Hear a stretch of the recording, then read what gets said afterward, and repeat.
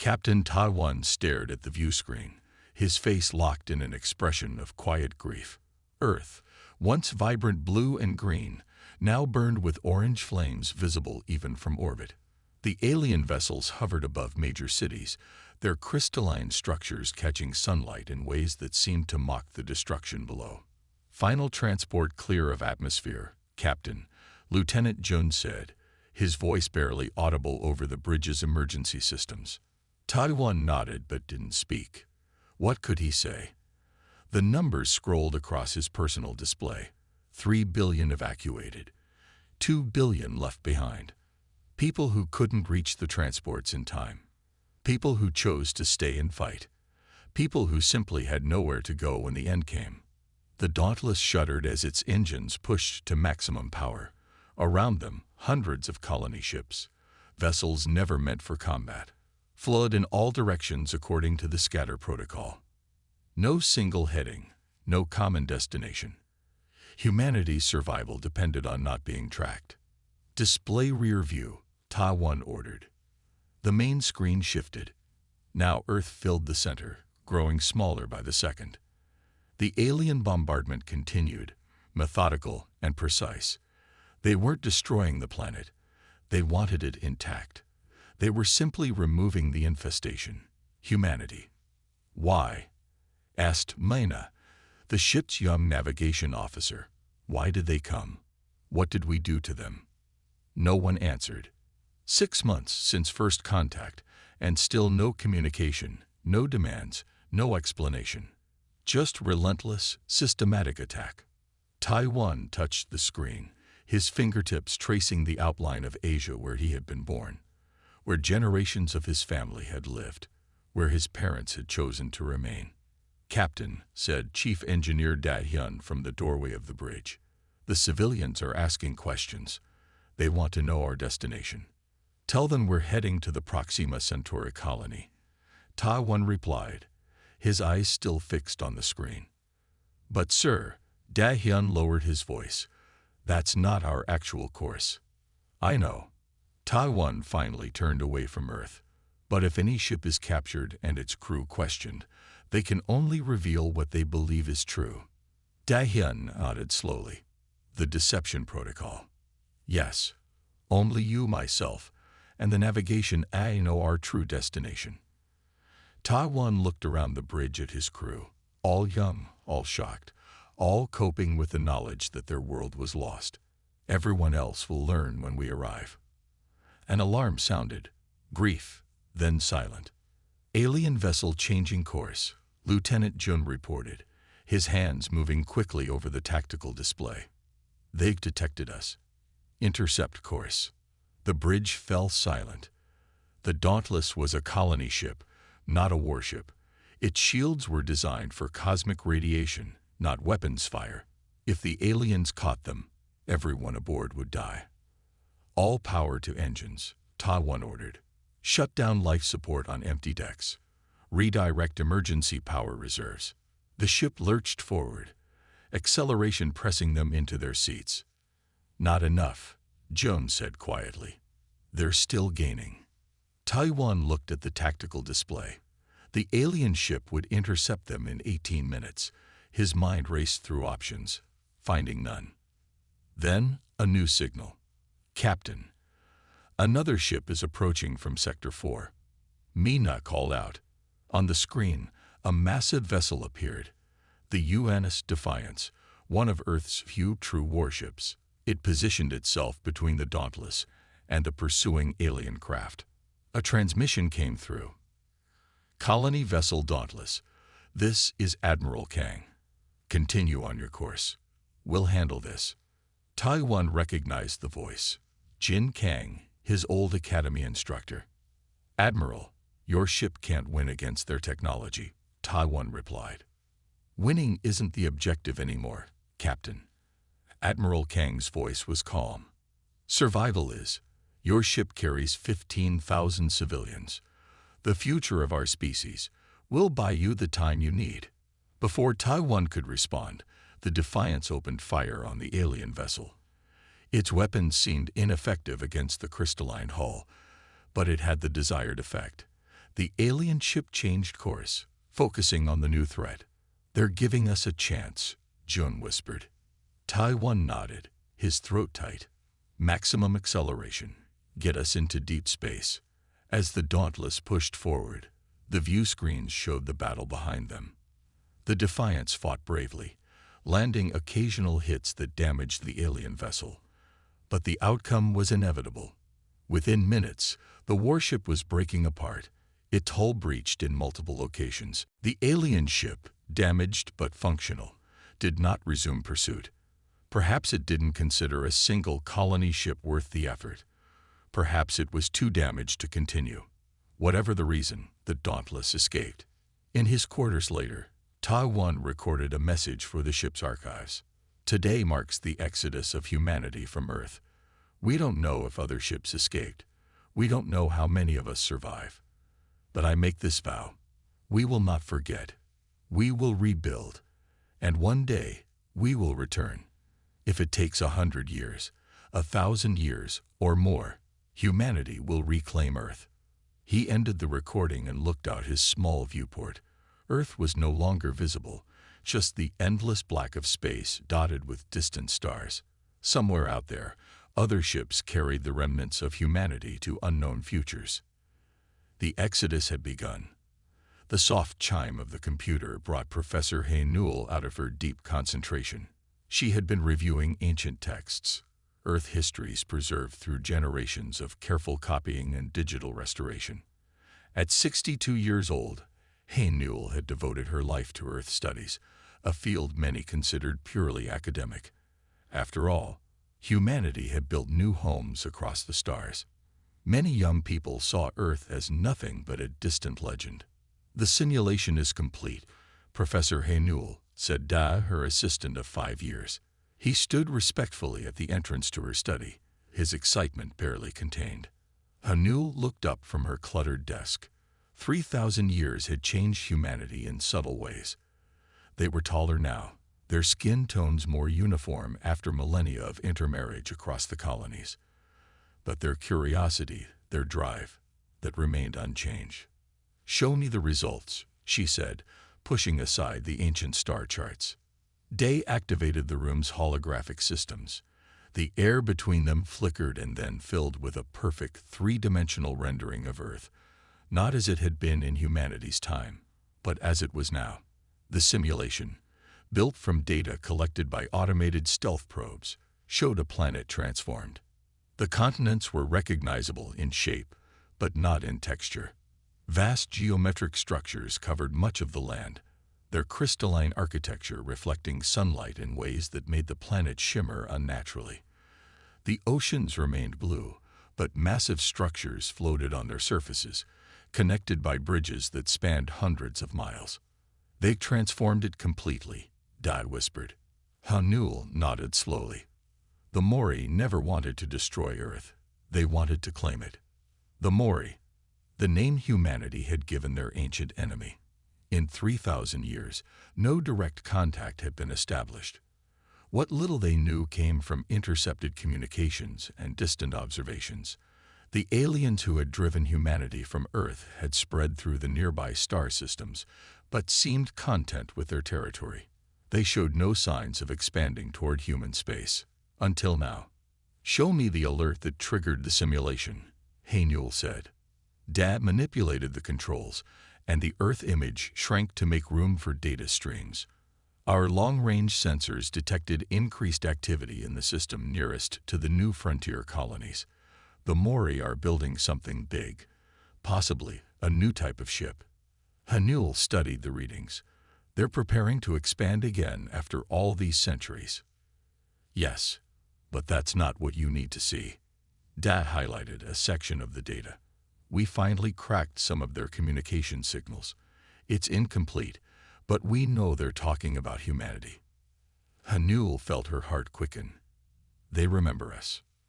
They never forgot. They've been monitoring the edges of our territory, studying our developments. Day's voice dropped lower. "Professor, they're afraid of us." The hologram shifted to show a comparative analysis of human and Mori technology. 3,000 years of development and isolation had created entirely different technological paths. Human technology focused on neural interfaces, biological enhancements, and energy efficiency. Mori technology centered on crystalline structures, hive mind computing, and matter manipulation. We've advanced in ways they couldn't predict, Hay-Newell realized. The scattered colonies forced humanity to adapt differently on each world. Our diversity became our strength. She rose from her chair and walked slowly around the Earth hologram. From certain angles, she could still recognize the shapes of old continents. Asia, where her ancestors had lived according to family records, the Americas, Africa, all transformed, but still they're beneath the alien structures.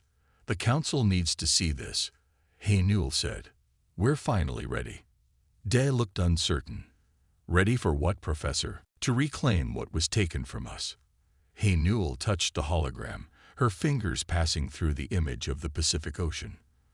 For centuries, the Council has rejected proposals to attempt contact with the Mori or to consider operations near Earth. They said we weren't strong enough, that we'd risk revealing our positions to an enemy that might destroy us completely. And now we have proof that the balance has shifted. Hay-Newell's expression grew determined. The Mori fear our advancement. They're preparing for conflict. If we wait, they'll strike first, and this time they'll make sure no humans escape. The room's communication system activated. Professor Hay-Newell, this is Council Chairperson Kim. Our sensors detected your simulation activation. Is this data accurate? Hay-Newell straightened her posture. Yes, Chairperson. The stealth probes have confirmed what my research has suggested for years. The Mori are preparing for expansion, and they view humanity as a threat. A pause. The Council will convene in 1 hour. Bring everything you have. After the communication ended, Da looked at his mentor with new understanding. You've been preparing for this day your whole life, haven't you? Hay-Newell nodded.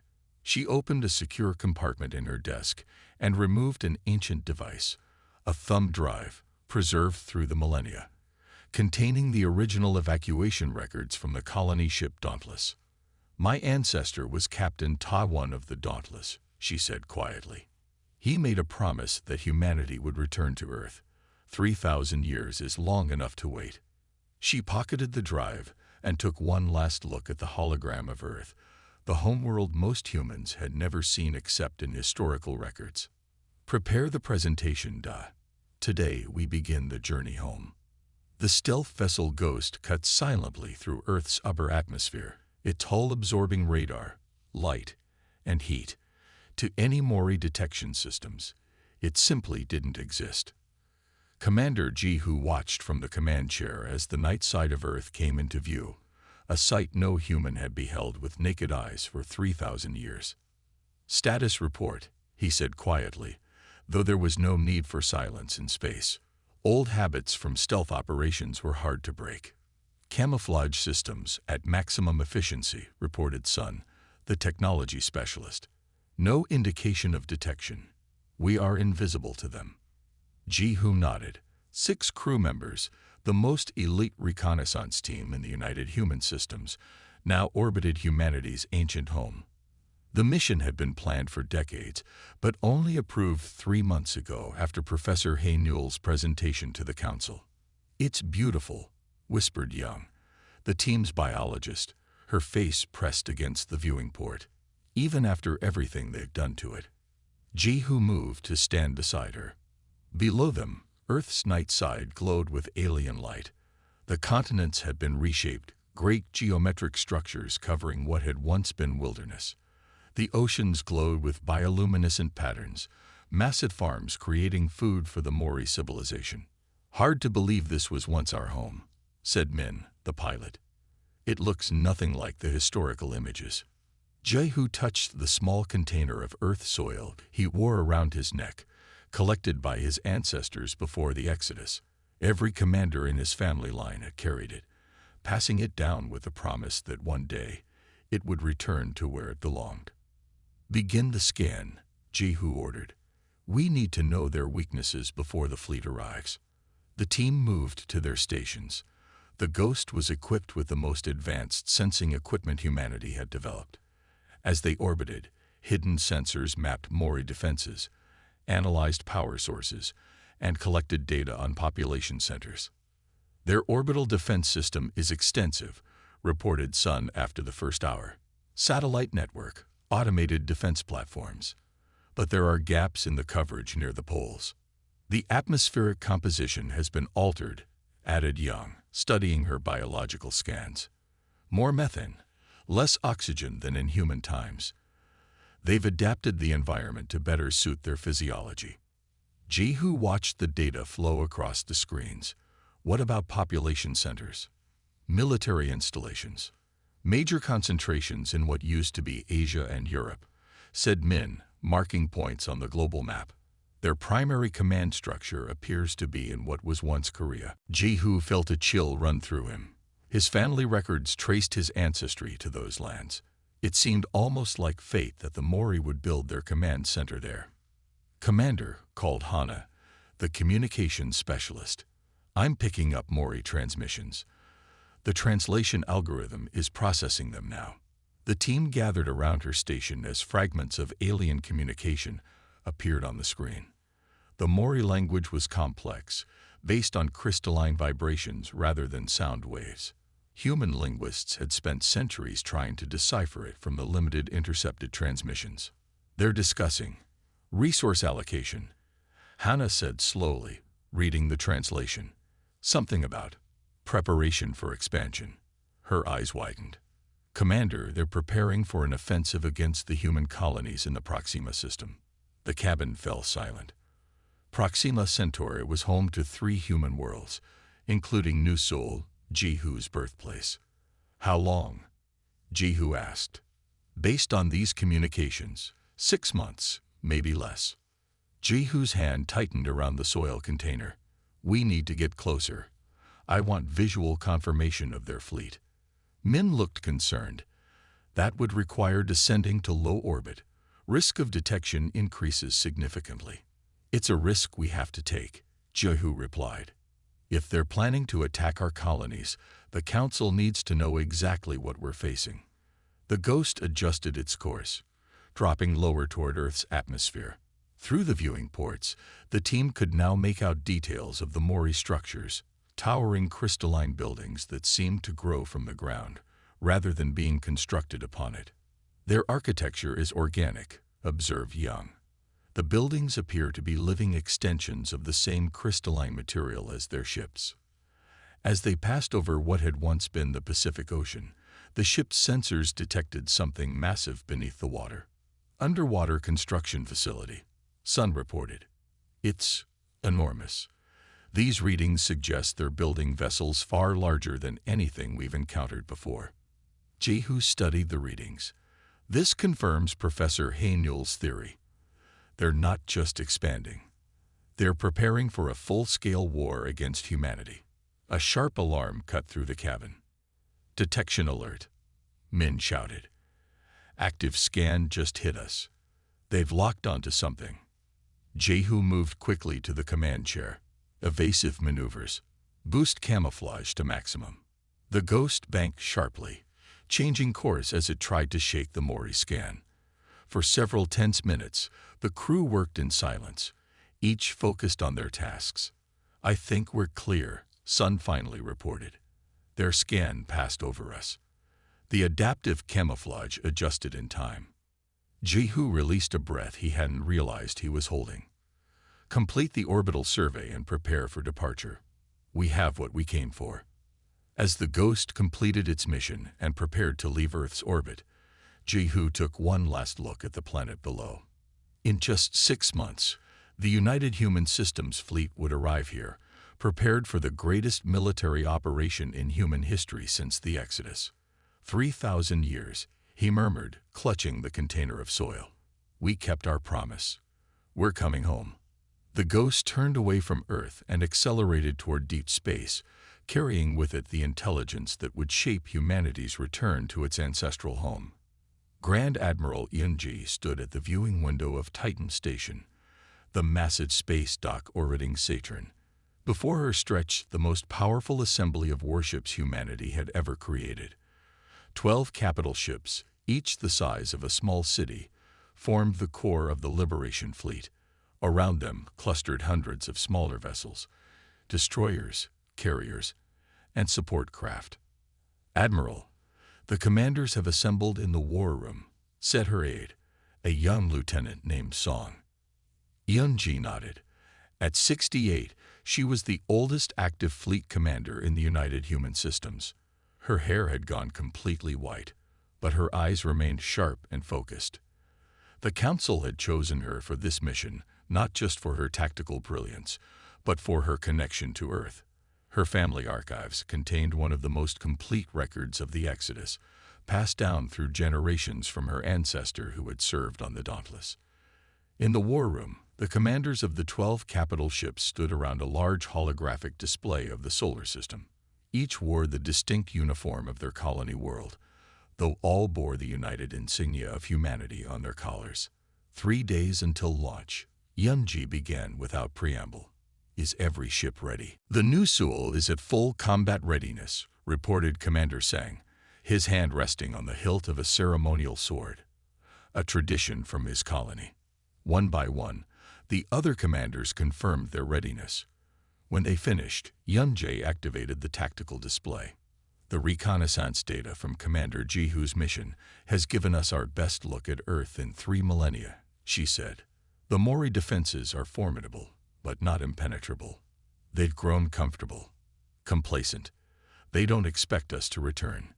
The hologram shifted to show Earth, now covered with alien structures. "For 3 millennia, we have prepared for this moment," she continued.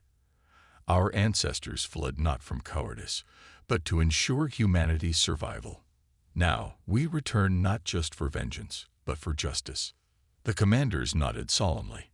Each represented a colony world with its own culture, its own traditions, yet all carried the memory of Earth in their histories. "The first phase will target their orbital defenses here, and here." Yunji highlighted positions around Earth. "Once those are neutralized, we'll establish a secure corridor for our ground forces. The primary objective remains capturing their central command structure intact. We need their knowledge, their technology, and most importantly, we need to understand why they drove us from our home in the first place." As the meeting continued, thousands of soldiers throughout the fleet made their final preparations. On the troop carrier Vanguard, Lieutenant Hyun checked his neural implants one last time. The small bioelectronic devices connected to his nervous system would allow him to operate his combat armor with thought alone. Born on the colony world New Seoul, he had volunteered for the ground forces the day after the reconnaissance mission returned. "Nervous?" asked his squad leader, Sergeant Kwon, noticing Hyun's repeated checks. "Just making sure everything works," Hyun replied. He hesitated, then added, "My great-grandfather used to tell stories about Earth, about mountains called the Himalayas that touched the sky, about oceans so vast you couldn't see across them. I grew up dreaming about those places." Kwon nodded. "And now you'll see them, though they won't look like the stories anymore." "I know, but it's still Earth." Hyun touched the unit patch on his shoulder, an image of the Korean peninsula from ancient maps. "My ancestors came from there. Like all soldiers, I studied Earth's history, but soon I'll walk on the actual soil of our ancestral home." Kwon checked his own gear. "Just remember your training. The Mori aren't like any enemy we faced before." Commander Jihu's team observed them up close. "They don't think like us. They don't fight like us." Through the viewport of their barracks, they could see engineers loading the last of the heavy equipment onto transport ships, tanks, mobile artillery, and construction vehicles. Everything humanity would need not just to fight a war, but to begin reclaiming their ancient home. On the command deck of the flagship Justice, Admiral Yunji reviewed the final intelligence reports. Professor Hae-Newell had joined the mission as a special advisor, bringing her extensive knowledge of Earth history and Mori behavior patterns. "The Mori are preparing their own offensive," Hae-Newell said, pointing to data from long-range sensors. "They don't know we're coming, but they're building up forces for an attack on our colonies. Then our timing is perfect, Yunji replied. We'll hit them before they can strike. There's something else you should see. Hey Newell brought up images from deep sensors aimed at Earth. These energy readings from their central command structure. They're unlike anything we've seen before. Yunji studied the readings. What do you think it means? I'm not certain, Hey Newell admitted, but the pattern suggests they're drawing enormous power for something. A weapon perhaps, or some sort of planetary shield. The Admiral's expression hardened. Then we move immediately. Inform all ships. Launch time is advanced by 24 hours. Throughout the fleet, the announcement triggered a flurry of activity. Final checks were accelerated. Leave was canceled, and troops returned to their ships. Lieutenant Hyun felt the change in the Vanguard's engines as the massive ship pulled away from the dock. Around them, the other ships of the Liberation Fleet began to move, forming up in their assault configuration. He found himself standing again at the viewport, watching as Saturn grew smaller behind them. Somewhere ahead lay Earth, a world he knew only from stories and historical records, yet felt connected to by blood and heritage. We're finally going home, he whispered. The Liberation Fleet accelerated, beginning the final journey to reclaim humanity's birthright. The Liberation Fleet dropped out of faster-than-light travel at the edge of the solar system, their massive engines powering down to silent running mode. For 6 days, they moved slowly inward, using Jupiter's magnetic field to mask their approach. No transmissions were sent, no active sensors deployed. They were hunters stalking their prey. Admiral Yunji stood on the bridge of the flagship Reclamation, her hands clasped behind her back as she watched the tactical display. Earth grew larger on the main view screen, a beautiful blue-green orb wrapped in the artificial glow of Mori structures. All ships report ready, Admiral, said Captain Du, her second-in-command. Yunji nodded. Commence Operation Homecoming. The order rippled through the fleet. 12 capital ships split into 3 attack groups, each targeting a different section of the Mori defense network. The smaller vessels formed a protective screen around them, weapons charged but not yet firing. We are 3 minutes from optimal strike range, reported Navigator Jin. No indication that we've been detected. The bridge crew worked in tense silence. Many had trained their entire lives for this moment, but none had ever faced the Mori in actual combat. Everything they knew came from simulations and the limited data gathered by reconnaissance missions. 2 minutes to strike range, Jin continued. Yunji touched the small pendant she wore, a piece of metal salvaged from the Dauntless, the colony ship her ancestors had escaped on during the Exodus. For Earth, she whispered. Admiral. Tactical Officer Sunmei called out suddenly. Energy spike from the Mori defense platforms. They've detected us. On the view screen, lights began to appear around Earth's orbit. Defense satellites activating. Weapon systems coming online. They're earlier than expected, Yunji said calmly. Initiate attack pattern Alpha. All ships, engage. The human fleet accelerated forward. The first salvos of energy weapons lanced out from the capital ships, striking the orbital defense platforms that protected Earth. The Mori defenses returned fire, filling space with deadly light. The Reclamation shuddered as enemy fire impacted its shields. Shields holding at 87%, reported Engineering Officer Ta. The new adaptive systems are working. Yunji nodded, her eyes fixed on the battle display. The human vessels moved with perfect coordination, focusing their fire on key nodes in the Mori defense network. 3,000 years of preparation had given humanity time to study their enemy, to understand the crystalline technology that had once seemed so far beyond their reach. The new Seoul has broken through Sector 3, Sunmai reported. They're targeting the main defense hub. On the secondary screen, Yunji watched as the new Seoul, representing the colony where her family had settled after the Exodus, drove straight into the heart of the Mori defenses. Its weapons fired continuously, overwhelming the alien shields through sheer volume of fire. The Mori fleet is mobilizing. Sunmei continued. 6 capital ships detected rising from the surface. As expected, Yunji replied. Direct attack groups 2 and 3 to intercept. The reclamation will continue leading the push to establish the landing corridor. For 20 minutes, the battle raged across Earth orbit. Human ships, designed specifically to counter Mori technology, struck with precision and power. The Mori, caught by surprise, struggled to mount an organized defense.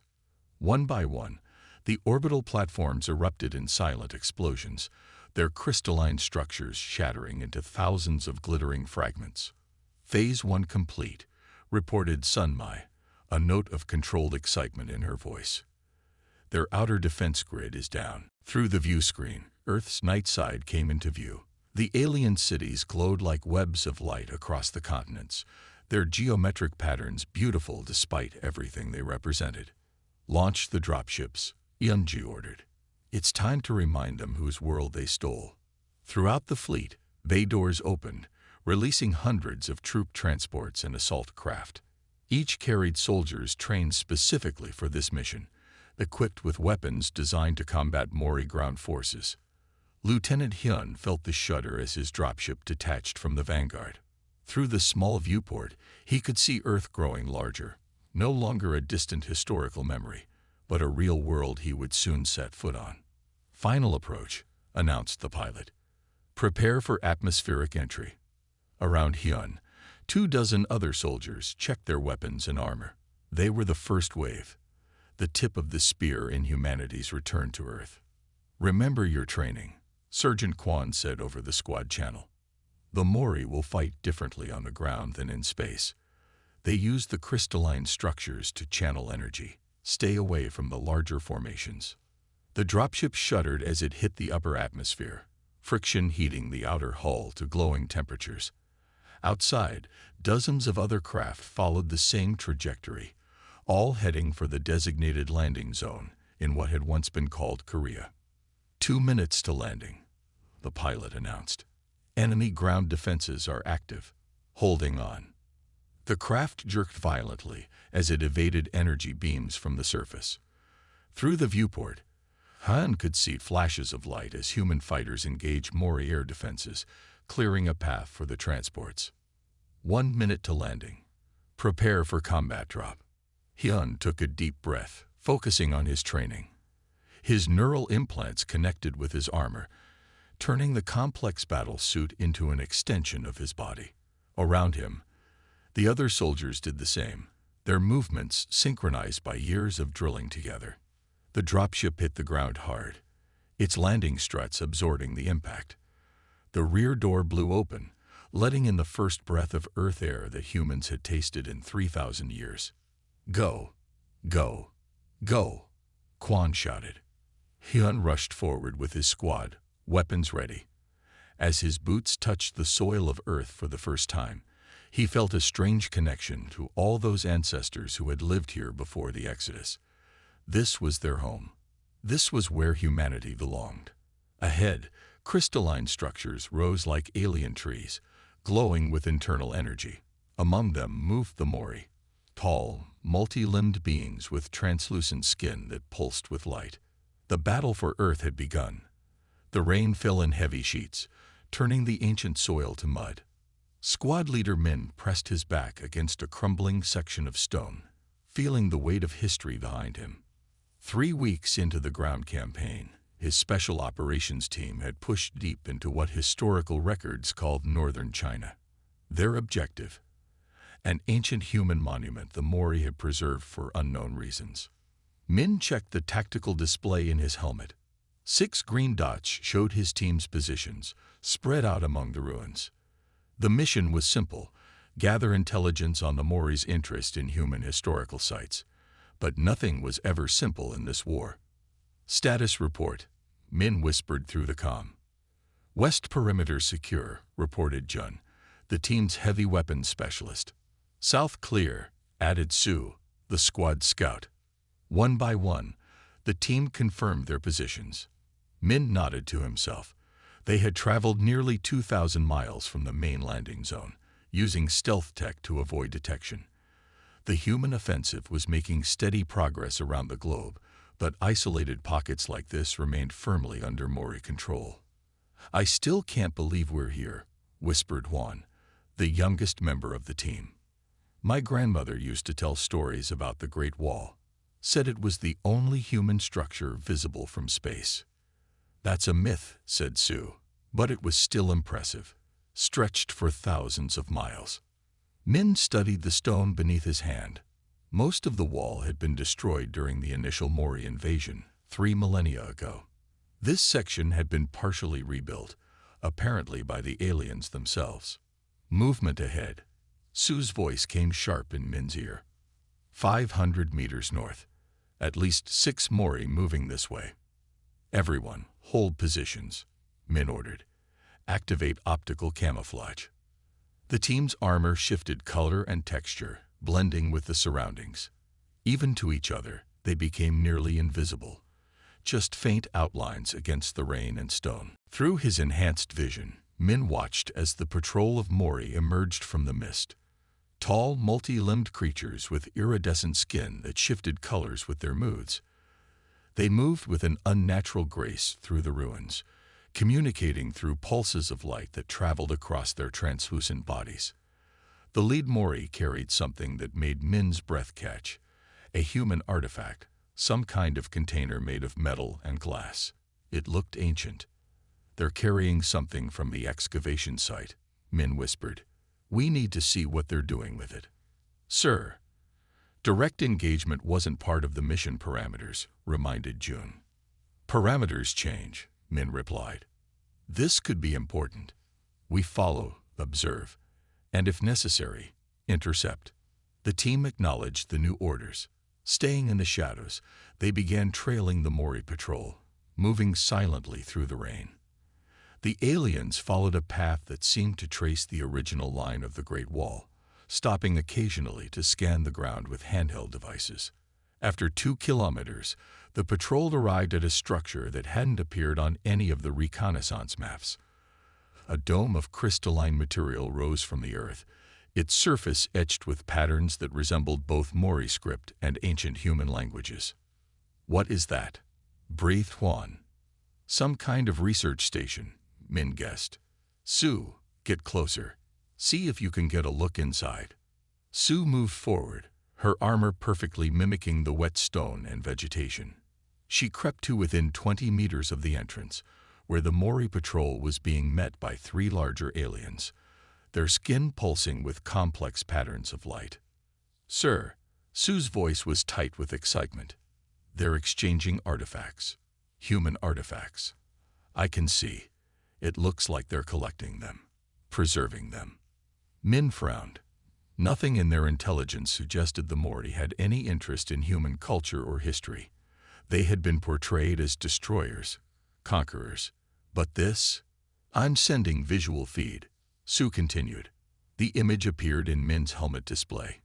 Inside the dome, hundreds of human objects were arranged in what could only be described as a museum. Art, tools, books, all carefully preserved and displayed. "This changes everything," Jun whispered. "Why would they preserve these things if they hate us?" Before Min could respond, one of the Mori turned suddenly, its skin flashing with alarm patterns. It had noticed something, perhaps a malfunction in Sue's camouflage, or some other sign of their presence. "Sue, pull back now," Min ordered. It was too late. The Mori raised a crystalline device, sending a pulse of energy that disrupted Sue's camouflage.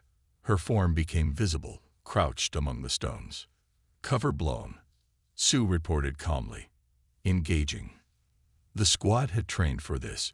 Even outnumbered, they had the advantage of surprise and superior tactical positioning. For Earth, Min breathed and gave the signal to attack. The team rose from their positions, weapons firing with precision. The specialized energy pulses, designed to disrupt the Mori's crystalline biology, struck 2 of the aliens immediately. They collapsed, their skin darkening. The remaining Mori reacted with surprising speed, drawing weapons that extended from their own bodies, living crystal that hardened into deadly shapes. Min vaulted over the wall section, his neural implants accelerating his movements. He crossed the distance to the dome entrance in seconds, firing as he ran. 2 more Mori fell before they could fully respond. "The artifacts," he shouted. "Secure them." Jun and Huan pushed forward, while the rest of the team engaged the remaining aliens. The firefight was brief but intense. Energy pulses crossed in the rain, steam rising where they struck stone. When it ended, all the Mori lay motionless on the ground. Min approached one cautiously, watching as its skin darkened from translucent to opaque, their equivalent of death. "Check for survivors," he ordered, though he knew there wouldn't be any. Inside the dome, Jun was already examining the collection of human artifacts. "Sir, you need to see this," he called. Min entered the structure, his weapon still ready. What he saw made him stop in his tracks. The artifacts weren't random. They told a story, humanity's story. From ancient tools to modern technology, arranged in a timeline. They were studying us, Min realized, learning about us. At the center of the display stood a final item that made his heart race. A data core from a colony ship, one of the original vessels from the Exodus. "That's impossible," breathed Huan. "All the colony ships escaped. That's what the histories say." Min touched the core, his fingers leaving marks in the dust that covered it. "Not all of them," he said quietly. "We need to get this back to command immediately." The war just got a lot more complicated. The morning sky over Earth burned orange and red as human ships engaged the last of the Mori defense fleet. After 6 weeks of relentless fighting, the Liberation Forces had secured control of most major cities and strategic points. But victory remained incomplete. The heart of the Mori presence, their central command, remained hidden beneath the ruins of what had once been Seoul. Supreme Commander Hannah stood at the forward command post, studying holographic maps of the underground complex they had discovered. At 38, she was the youngest Supreme Commander in human history, chosen for this final mission because of her unique understanding of Mori psychology and communication patterns. "The entrance is secure," reported General Tawan. "Our forces have cleared the upper levels, but the deeper chambers remain heavily defended." Hannah nodded, her expression solemn. "And the artifact recovered from China. Professor Hainul has completed her analysis." Tawan handed her a datapad. "You should read this before you go down there." Hannah scanned the report, her eyes widening. "Is this confirmed?" "Multiple sources now. The data core from the colony ship, records recovered from their research facilities, even their own historical archives that we've managed to decode." She handed back the pad, her decision made. "Prepare the final team. I'm going in personally." "Commander, that's not protocol." "This isn't about protocol anymore," Hannah cut him off. "This is about ending a war that's lasted 3,000 years. Sometimes that requires talking, not fighting." An hour later, Hannah led a small team through the underground passages beneath ancient Seoul. The walls around them were a strange blend of Mori crystal technology and what appeared to be preserved human architecture. Lieutenant Hyun walked beside her, his weapon ready but pointed down. "Did you know Seoul was your ancestors' city?" Hannah asked him. Hyun nodded. "My family records trace back to here. Before the Exodus, they lived just north of the Han River." "Mine too," Hannah said quietly. "Strange to think we've come full circle." The passage widened into a massive chamber. The team stopped at the entrance, awed by what they saw. The ceiling rose hundreds of meters above them, supported by crystalline columns that pulsed with internal light. But what dominated the space was the massive organism at its center, a pulsating, many-limbed entity that filled the chamber with phosphorescent glow. "The Mori hive mind," whispered one of the scientists on the team. "The central intelligence that connects all Mori consciousness." Around the chamber, smaller Mori stood in defensive positions, their skin glowing with warning patterns, but they made no move to attack. "They're waiting," Hannah realized. "They want to see what we'll do." She took a deep breath and stepped forward alone, removing her helmet. The air was breathable, adjusted over the centuries to support both human and Mori biology. "Hold here," she ordered her team. "No matter what happens." The massive hive mind pulsed brighter as she approached. Tentacles of light extended toward her, stopping just short of touching her face. "After 3,000 years, we meet face to face," Hannah said, her voice steady despite her racing heart. For a moment, nothing happened. Then a strange sensation filled her mind. Not quite a voice, but thoughts and images forming words. "You were meant to be gone forever," the hiveman communicated. Hannah stood her ground. "This is our home," she replied, placing her hand on the wall of the chamber. "And now we have returned to reclaim it." More images flooded her mind, flashes of the initial invasion, the human exodus, centuries of Mori occupation, but not as she expected. Not the story of conquerors, but something else entirely. "You misunderstand," the Hivemund continued. "We did not take your world. We saved it." Hannah frowned. "Saved it? You drove us from our home, killed billions." "No." The Hivemind's communication grew stronger. "We evacuated those we could. The others were already lost." A new series of images appeared in Hannah's mind. Earth, 3,000 years ago, but not as human history recorded it. She saw a dying planet, its atmosphere poisoned, its oceans rising. She saw humans fighting each other for dwindling resources, and she saw something approaching Earth, something vast and ancient and hungry. "What is this?" she demanded. "The truth," replied the Hivemind. "Your ancestors were killing your world, and something worse was coming, an entity that consumes worlds. We arrived just ahead of it." The images continued, the Mori ships arriving, attempting contact with human governments, being met with fear and weapons. The discovery that Earth had only months before the greater threat arrived. "We could not save everyone," the Hivemund continued. "We prioritized evacuation of as many as possible. Those who remained fought us, not understanding. The entity arrived as the last ships departed. We stayed and fought it." Hannah struggled to process what she was being told. "You're saying the exodus was our doing. We scattered your ships to distant systems, beyond the entity's reach. We remained here to heal your world and prepare defenses should it return. But why not tell us? Why let us believe you were invaders? We tried. Your ancestors would not listen. Fear became hatred. Hatred became legend." Hannah turned to look back at her team, at the soldiers who had fought for weeks believing they were reclaiming stolen territory. "If what you say is true, prove it," she said. The hivemen pulsed, and a section of the wall slid open, revealing a preserved chamber beyond. Inside stood something impossible, a perfectly maintained office with human technology from the pre-Exodus era. At its center, a desk with a nameplate reading Director Kim Seojun, Earth Defense Initiative. "We preserved what we could of your culture, your history," the Hivemund explained, "waiting for your return, hoping you would have grown beyond fear." Hannah stepped into the preserved room, touching the ancient objects with reverence.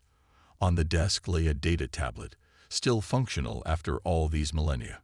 She activated it, and a human face appeared, a man in his 50s, wearing a uniform she didn't recognize. "This is Director Kim's final log," the man on the screen said. "The evacuation is proceeding. The Mori have provided ships for as many as we can save. I only wish we had listened sooner when they tried to warn us."